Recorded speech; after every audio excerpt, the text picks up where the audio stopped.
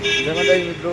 તો આપણે વાગડોદ કેમ્પે પહોંચી ગયા ને વાગડોદ ચાનો નાસ્તો કરી લીધો, ચા બા પી લીધી છે, રામાપીરની પ્રસાદ લઈ લીધી છે ને આપણે આગળ જઈશું.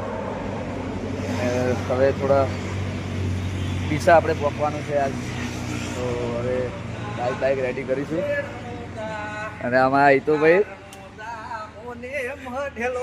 જો રામાપીરના ગીતો કે અને તમને રામાપીરના ગીતાના દર્શન કરાવું.